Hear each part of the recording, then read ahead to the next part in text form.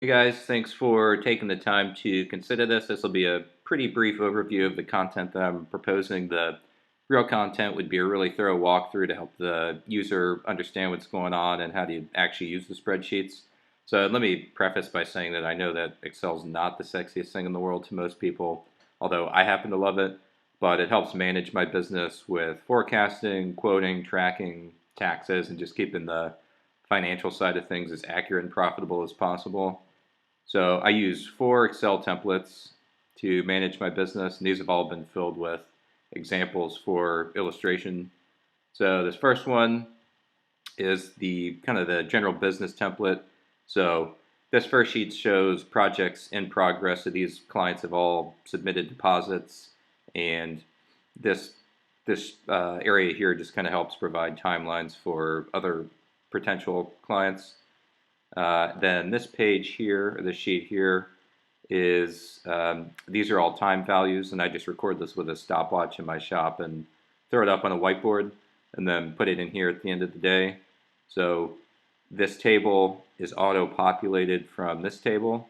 So this shows total project build time. So I include time that runs long. So whether a tool breaks or I make a mistake, that's included here, just so I know kind of why, and then if I need to incorporate that going forward. So again, this is auto-populated from this table here, so you don't have to do anything here. Then when the project's finished, I go ahead and input the total sale, and this doesn't include sales tax here in North Carolina. So total sale, then the direct material costs, and that's a separate template, but this is down to the penny what I spent on each of these projects. So that gives me my gross profit for the project, and then I break that down into what I make on an hourly basis for that project, and then I pull out the operating expenses here. So for me, it's about 13 bucks an hour. Obviously, that'll depend on the user's setup, if they have a shop at their house, or their insurance costs, etc. And then I go ahead and throw in self-employment tax here, which this isn't truly necessary. I just like to know, just kind of ballpark what that entails. So this page here, or this table here, helps dramatically with future quotes. Then this sheet here is for assets. So this is more for warranty registration purposes and just kind of general tracking. I do it for material as well as the tools themselves.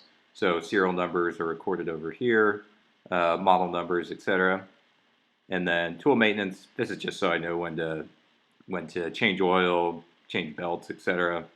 And this next one.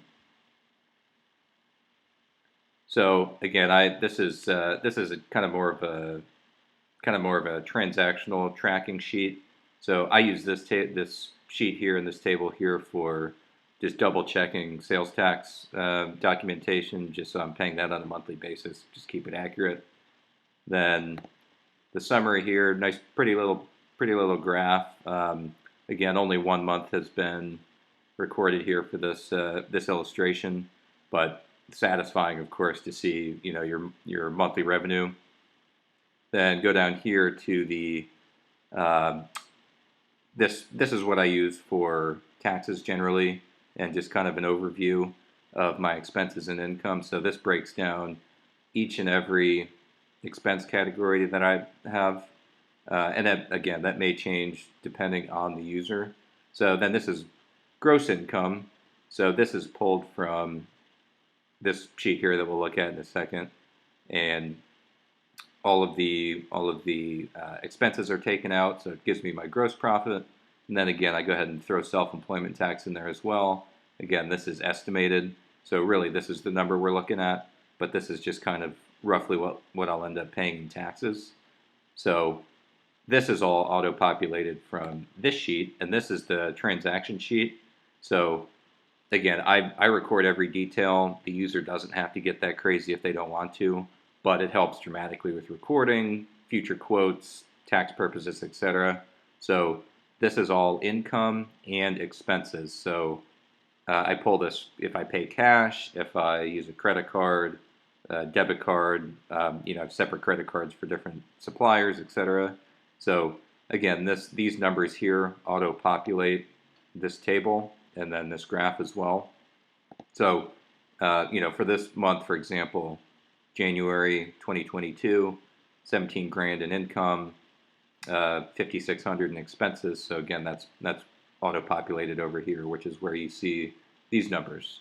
So this one is more of just a tracking system for past projects. Then we get into material recording. So this one is just simple one-page one. So this is for each individual project. So this is, as I go through the build, I'll go ahead and put numbers in, put values in here for each and every piece of the direct material that I use. So all this is an example for a red oak top that's roughly an inch thick after milling. So you can see here this is very accurate. So I record this before I do any of the actual milling. I just go ahead and put these numbers in here, and then at the end of the project double check them. So on this specific project, spent exactly $231.46. I'm sales tax exempt, so there's sales tax is not included here because I charge that to my clients. So this number is then used in the project tracking template up here. So that helps me know on an hourly basis what I made. And then this is the upfront quote template. So this is essentially the same thing, but I include a 20% overage, as you lose material through milling and so forth. Maybe you make a mistake, have to use additional material, additional finish, whatever the case is. So this breakdown here includes all of the expense categories. So again, this will vary depending on the user. So if they have a home shop, obviously they're not paying for a lease. So that obviously helps dramatically on a monthly basis. Maybe they have a disability insurance, maybe they don't. So all these values will change. So like I said, I spend about $13 an hour for a 40-hour work week. So I need to add in that $13 an hour to my labor costs to cover those operating expenses. So I aim for about net 100 grand a year. So that's post self-employment tax. So I need to charge about $73 an hour. And then you add in the 13 an hour for overhead. So total expenses here are going to be the direct material costs, again with that 20% overage, and then 8 hours times the 13 in overhead. So that's total expenses, and then labor is going to be that 73 times the 8. So that's the gross profit I'll be making, and then that is the sale price that I'll quote to that client. So again, all these numbers can be adjusted for the user.